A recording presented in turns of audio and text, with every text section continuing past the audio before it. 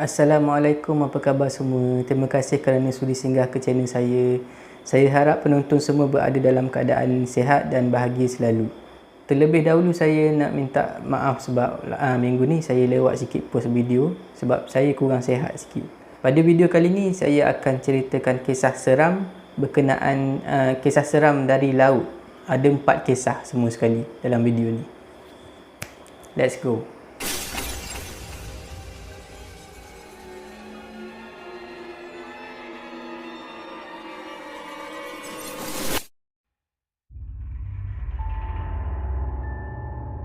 Kisah pertama disampaikan oleh Datuk, seorang Datuk. Nah, cucu Datuk ni yang bernama Hakim. Jadi Hakim lah yang sampaikan cerita ni. Dan cerita ni daripada Datuk dia, sumber dia daripada Datuk dia dan pengalaman personal Datuk dia lah. Datuk Hakim yang alami perkara ni. Datuk Hakim dia memang berasal daripada kampung nelayan. Memang dia nelayan lah. Sejak daripada kecil memang dia tinggal di tepi laut. Dah jadi kebiasaan bagi Datuk Hakim ni malam-malam akan berjalan di tepi pantai untuk menikmati suasana malam di tepi pantai, terutama apabila bulan mengambang. Malam yang bulan terang tu dia akan berjalan lah tepi pantai. Pada satu malam tu Datuk Hakim ni dia berjalan-jalan, dia dengar suara kanak-kanak macam minta tolong, macam menjerit macam tu, macam dalam kesakitan. Jadi dia pun tengok lah, kot-kot lah ada budak lemas ke kat kawasan tu. Tapi malam tu walaupun ada cahaya bulan tapi dia tak nampak apa-apa. Nak cakap daripada rumah yang berdekatan memang tak ada sangat rumah yang dekat dengan pantai tu, tempat dia berjalan tu. Dia pun tengok lah, tapi malam tu dia tak adalah rasa seram ke apa. Mungkin dia salah dengar ataupun mungkin ada budak-budak yang main dekat kawasan tu ke, dia tak perasan ke. Jadi dia ignore saja, dia buat tak tahu dan dia balik macam biasa. Beberapa hari lepas tu Datuk Hakim ni berjalan lagi pada malam hari di kawasan tu. Benda sama juga jadi. Dia dengar suara kanak-kanak. Suara macam dalam kesakitan, macam minta tolong, macam menjerit macam tu. Tapi kali ni dia dah mula rasa pelik sebab ini bukan kali pertama dia berjalan dekat kawasan pantai malam-malam macam ni. Tapi selama ni dia tak pernah dengar. Malam tu malam kedua dia dah dengar.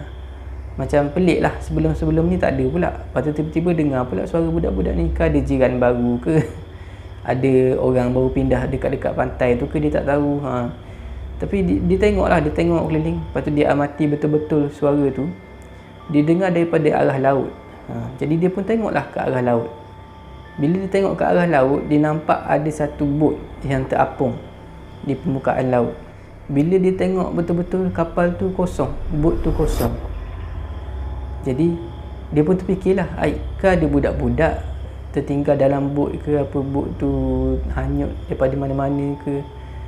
Tapi dalam keadaan dia seorang-seorang tepi pantai tu, ternampak bot yang kosong tu dengan suara kanak-kanak tu lagi, dia rasa takut, dia rasa seram. Dia pun tak tunggu lama, terus berlari balik ke rumah. Bila Datuk Hakim ni dah sampai ke rumah, dia bercerita dekat ayah dia. Maknanya moyang kepada Hakim, ayah kepada Datuk Hakim lah. Jadi bila dengar apa yang Datuk Hakim ni cerita, si ayah kepada Datuk Hakim ni macam terdiam sekejap. Lepas tu barulah dia cerita. Memang ada cerita di sebalik apa yang dialami oleh Datuk Hakim ni. Jadi ayah Datuk Hakim ni ceritalah, dulu dekat kawasan ni memang pernah hidup seorang nelayan ni. Dia ni memang terror tangkap kerang. Tapi bila dah dimakan usia, macam dah tak larat sangat, dia dah tak berapa banyak kerang yang dia dapat lah, tak macam sebelum-sebelum ni. Jadi orang kampung, orang kat kawasan tu mula terperasan perubahan pada dia. Bukan perubahan apalah, dia ada ambil anak angkat, bukan seorang dua tapi ramai. Dia ambil mungkin 5-6 orang, dia ambil semua lelaki, anak angkat. Orang tak fikir apa-apalah masa tu, mungkin dia nak jaga. Dia ambil anak-anak orang miskin, yang lagi miskin daripada dia lah. Tapi sebenarnya dia ada niat yang tak elok. Dia gunakan budak-budak tu, anak-anak angkat tu, untuk tangkap kerang dan bagi kat dia. Dia paksa budak-budak tu menyelam dan cari kerang bagi kat dia. Kalau ada budak-budak yang tak berapa pandai menyelam ke apa, tak berapa pandai berenang ke, ataupun tangkapan kerang tak berapa banyak ke, dia akan pukul. Dan memang ada yang mati. Bukan seorang, bukan dua orang, memang ramai juga yang mati. Dan dia ambil lagi budak-budak baru, orang susah yang terdesak ni lah. Dia ambil anak angkat baru. Jadi memang dah ramai mati di tangan dia. Ada satu hari tu, yang nelayan ni, dia macam biasalah, dia keluar bawa anak-anak angkat dia, naik bot dan pergi tangkap kerang lah. Tapi hari tu orang tak nampak dia orang ni balik. Itulah kali terakhir nelayan tu dan anak-anak angkat dia kelihatan. Orang-orang awam nampak. Lepas tu dah tak nampak dia orang. Tak tahulah apa jadi. Mungkin bot terbalik ke, kena ombak besar ke apa, tak tahu. Tapi memang dah tak jumpa dia orang lepas pada tu. Sejak pada kehilangan dia orang ni lah, ada yang mendakwa pernah dengar suara kanak-kanak malam-malam dekat tepi pantai. Dan ada juga yang ternampak bot kosong tu, tak apa-apa dekat tepi pantai. Kisah kedua adalah pengalaman yang dialami oleh Mazlan, Cik Mazlan. Cik Mazlan ni pun orang yang dah berumur lah, dah 60 lebih ataupun 70 tahun, macam tu lah lebih kurang. Dia dulu bekerja sebagai pengurus di sebuah syarikat perikanan, presiden syarikat perikanan. Jadi dia tak turunlah ke laut, cuma dia duduk di ibu pejabat macam tu lah. Jadi dikontrol daripada tu je. Maknanya kalau ada kapal-kapal dia yang kru-kru kapal ataupun kapten-kapten kapal yang ada masalah, akan telefon dia lah, akan call dia. Cerita ni masa dia muda, masa dia bekerja dululah. Syarikat tempat Cik Mazlan ni bekerja, ada banyak kapal pukat tunda. Jadi pada satu hari dia ada terima satu panggilan daripada seorang kapten kapal pukat tunda dia. Panggilan tu agak cemas lah, daripada suara kapten kapal tu nampak dengarnya macam cemas, macam ada benda tak kena. Jadi kapten kapal tu bagi tahu ada salah seorang kru kapal, anak kapal dia yang mati di atas bot. Jadi Cik Mazlan ni pun minta lah kapten bertenang, bawa kapal ke pelabuhan untuk kita periksa lah, untuk kita siasat. Jadi kapal tu pun dibawalah ke pelabuhan. Bila dah sampai dekat pelabuhan tu, Cik Mazlan ni pun datanglah dengan polis, semualah apa yang perlu, pihak mana yang perlu, datang ke pelabuhan dan tengok dan periksa apa yang jadi sebenarnya. Bila dah sampai dekat kapal tu, Cik Mazlan dengan polis semua pergilah tanya kapten kapal dan juga doktor. Dekat atas kapal pukat tunda tu ada doktor. Saya pun tak tahulah macam mana boleh ada doktor dalam paramedik, mungkin paramedik kot, saya pun tak tahu. Atas kapal pukat tunda tu ada seorang doktor. Saya pun tak tahu sebenarnya kapal pukat tunda ni kapal besar ke ataupun macam kapal nelayan tu ke, saya tak tahu. Tapi ada doktor on board atas kapal tu. Jadi dia orang pun ceritalah. Jadi kapten kapal pun bawa lah Cik Mazlan dengan polis ke mayat pekerja yang mati tu, bersama dengan doktor sekali lah, doktor kapal tu. Kapten kapal ni bagi tahu nama pekerja yang mati tu adalah Usop. Bila Cik Mazlan dan juga polis tengok keadaan mayat tu normal macam orang biasa dan macam dalam keadaan tidur, macam tak ada apa yang pelik lah, tak ada apa yang mencurigakan. Jadi mayat Usop ni pun dibawa oleh pihak polis ke hospital untuk bedah siasat. Cik Mazlan pun tanyalah kapten kapal, tanya doktor dan juga kru-kru kapal apa sebenarnya yang jadi dekat Usop. Jadi dia orang pun mulalah bercerita. Sebenarnya Usop ni, dia semalam dia ada tangkap seekor ikan. Ikan tu pelik, tak pernah dia orang tengok. Dia orang ni dah lama ke laut, kapten kapal semua kru-kru dah lama tangkap ikan di laut. Dia orang tak pernah jumpa ikan macam tu. Ikan tu warna hitam, saiz dia agak besar dan berupa hodoh lah, pelik dan juga kalau kita tengok macam geli dah nak makan. Tapi Usop ni dia macam lain sikit kot. Dia dah tangkap memang dia nak makan. Dia cakap dia nak makan. Aku dah tangkap ikan ni, aku nak makan. Lepas tu kawan-kawan dia yang lain, kru-kru anak-anak kapal lain ni bagi tahulah, geli lah ikan ni, kau nak makan ni, tak payah makan lah, nanti kalau racun ke apa aku tak tahu. Lepas tu Usop ni dia tak peduli, aku tak kira, aku nak makan. Lepas tu dia pun ambil lah pisau. Dia ambil pisau, dia nak siang lah ikan tu, dia nak potong ikan tu. Masa pisau tu kena dekat ikan tu berbunyi macam manusia. Macam manusia tu bukanlah dia cakap aduh sakit, bukan macam tu. Dia macam bunyi gitu, macam menjerit kesakitan. Bila dah mendengar macam tu, terkejut lah, termasuk dengan Usop ni terkejut. Lagilah kawan-kawan dia ni, member lain ni bagi tahu, Usop, buanglah ikan tu, tak payah. Tapi Usop ni entah kenapa dia jadi macam keras kepala. Lantak aku nak makan juga ikan ni. Dia pun potong lah, dia siang, dia buang perut semua. Sepanjang proses dia siang ikan tu tak berhenti-henti menjerit. Menjerit macam tu. Orang lain dah ketakutan ni. Tapi dalam masa sama dia orang tetap tengok. Bila tengok, dia orang nampak isi ikan ni warna putih. Kulit dia hitam kan, kulit ikan tu, tapi dalam dia putih. Bukan putih biasa, putih macam salji tu. Putih betul lah. Tapi yelah, walaupun nampak daging dia tu sedap, tapi bila dah dengar ikan tu menjerit tak berhenti macam tu, memang tetaplah pelik, geli, sampai hati nak makan. Usop ni seorang je makan. Tapi walaupun dia makan, tak habislah seekor dekat dia. Dia makan separuh aje.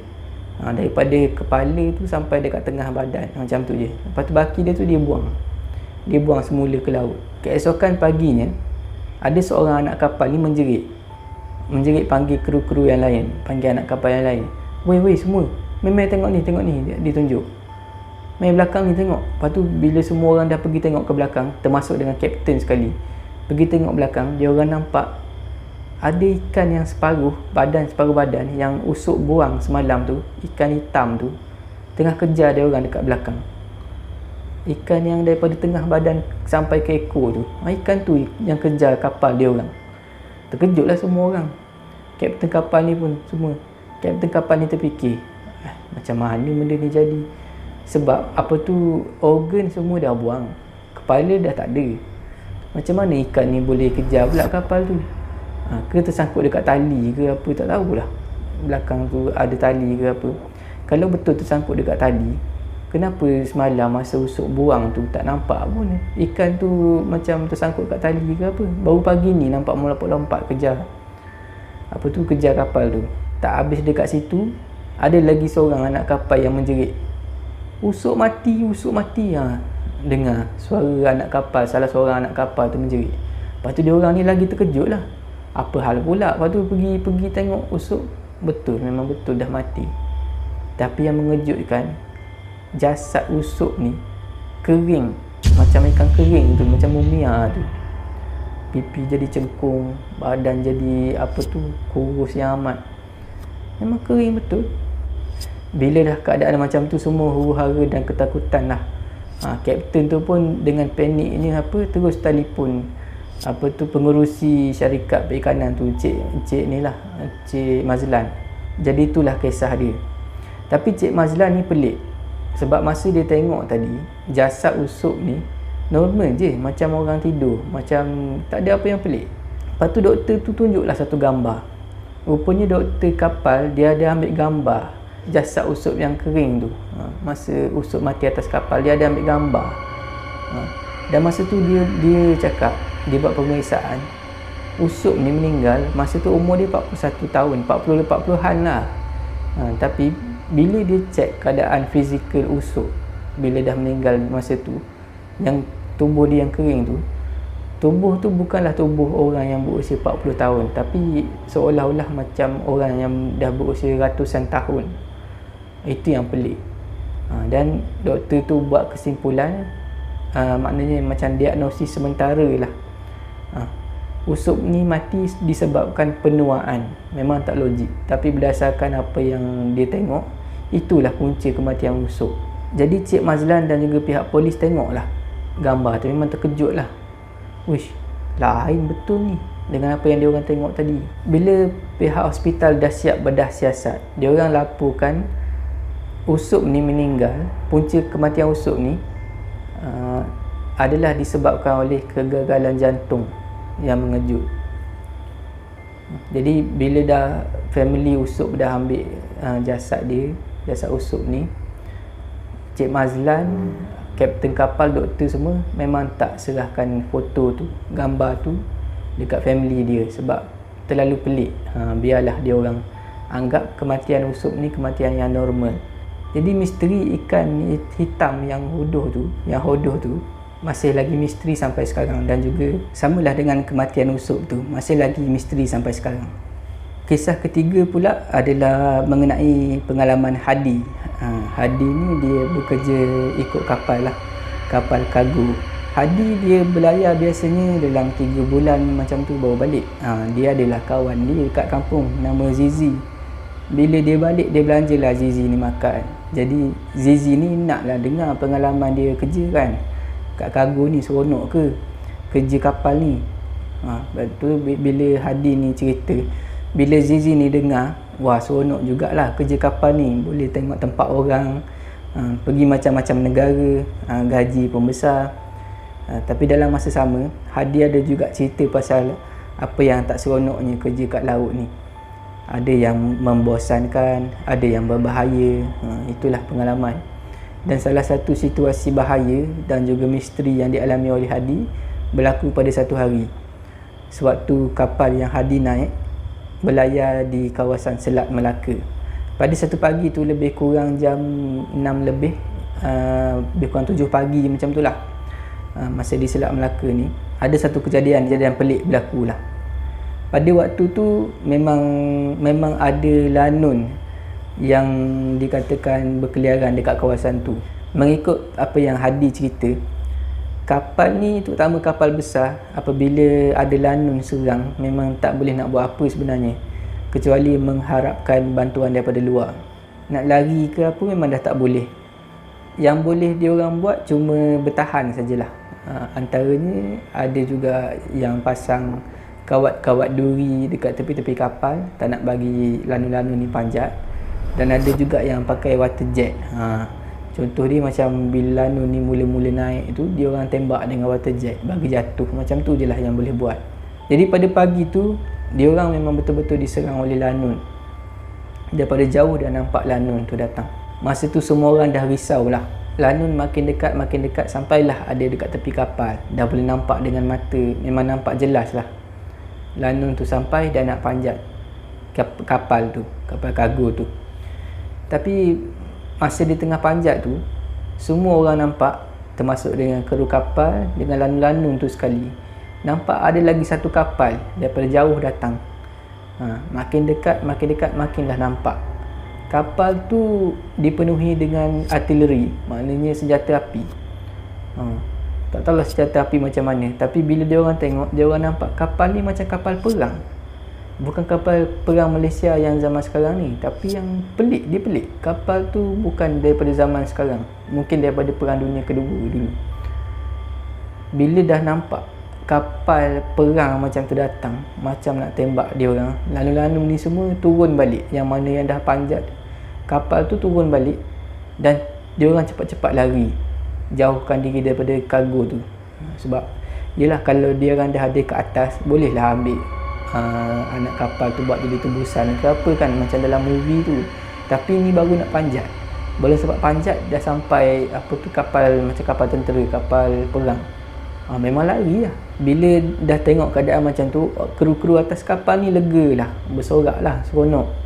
Dia orang tengok lah kapal tu pun pusing. Masa tu matahari dah nak keluar, maknanya dah terang sikit. Dia orang nampak lah, dia orang lambai lah dekat arah kapal tu.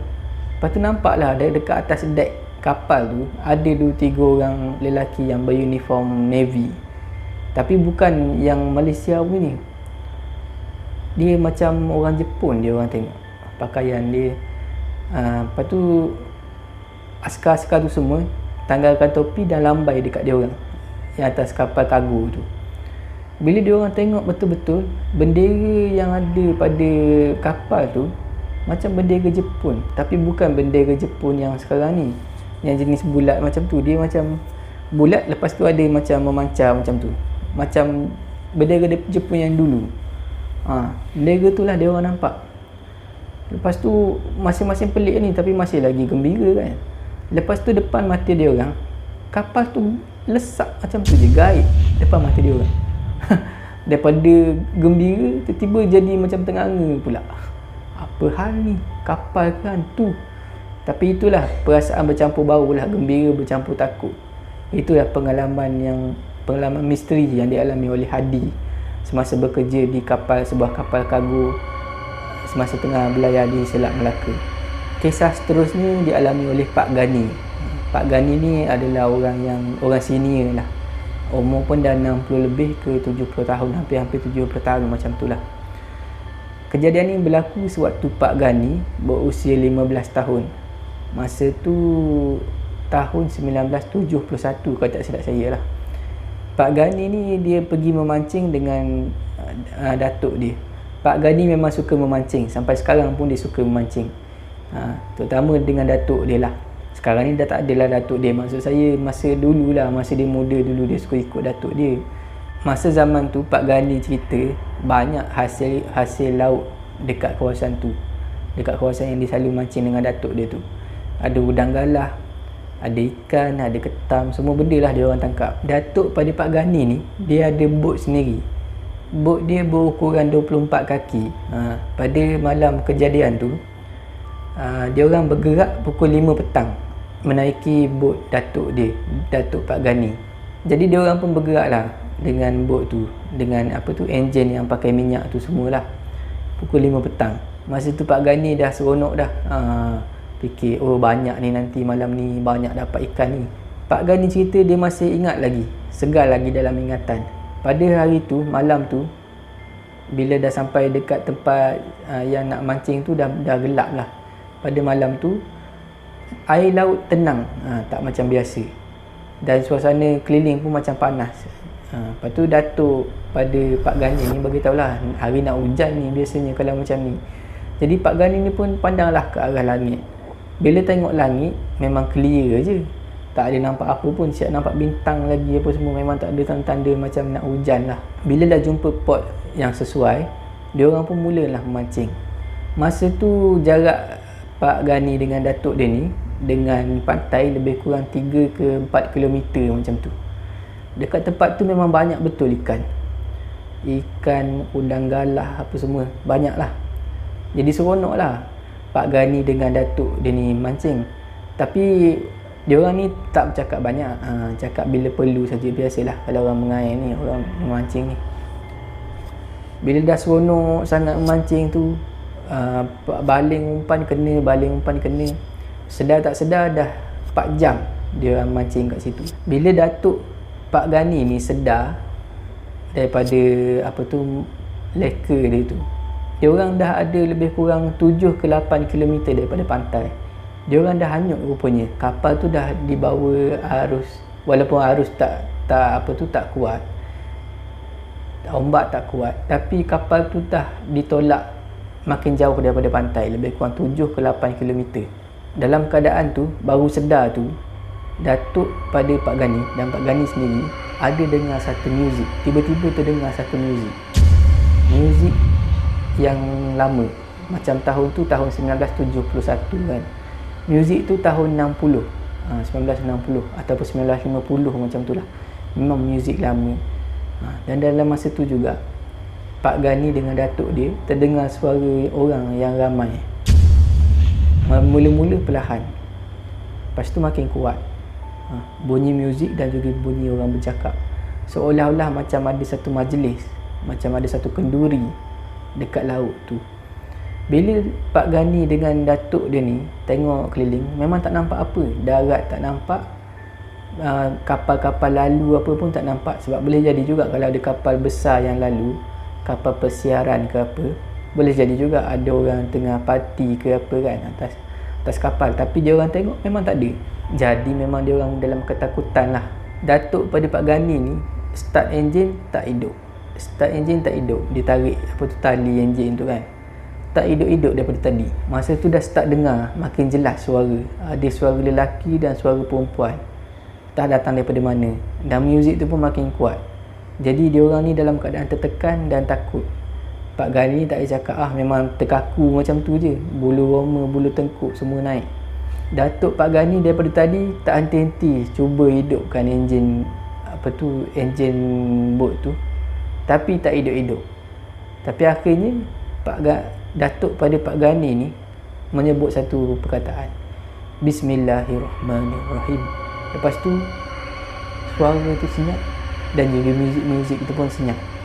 Muzik lama tu dan juga suara orang ramai tu tiba-tiba senyap dan enjin pun hidup. Bila enjin dah boleh start tu, Datuk Pak Gani ni memang tak tunggu lama, memang terus pandu keluar daripada kawasan tu. Bawa bot tu keluar jauh, pergi jauh daripada kawasan tu dan menuju ke pantai. Pergi dengan kelajuan yang memang laju lah dia orang pergi. Bila sampai kat pantai tu, dia orang ni sampai ketakutan tu, sampai dia orang tinggal ikan-ikan yang dapat banyak tadi tu, dia orang tinggal macam tu je dekat kapal, terus balik ke rumah. Bila datang balik pagi esok, ikan-ikan tu semua dah busuk.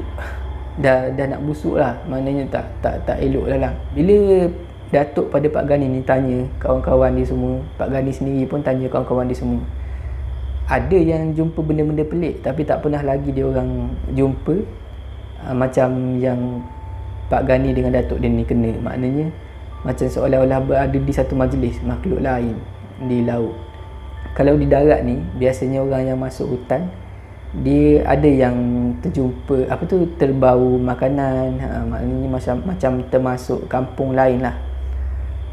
Macam mungkinlah macam tu lah yang Datuk Pak Gani ni dengan Pak Gani sendiri kena. Jadi mungkin Pak Gani dengan Datuk dia dah termasuk kawasan yang tak pernah orang sampai. Setakat itu saja video saya pada kali ini. Terima kasih kerana sudi menonton. Jika anda suka video saya, jangan lupa like, share, komen video saya. Jangan lupa subscribe channel saya. Dan jangan lupa tekan butang loceng untuk dapatkan notifikasi video saya yang seterusnya. Pada anda yang nak kongsi kisah seram, boleh hantar ke alamat email yang saya sertakan di bawah. Janganlah kita takut kepada makhluk, tetapi takutlah kepada pencipta sekalian makhluk. Jumpa lagi.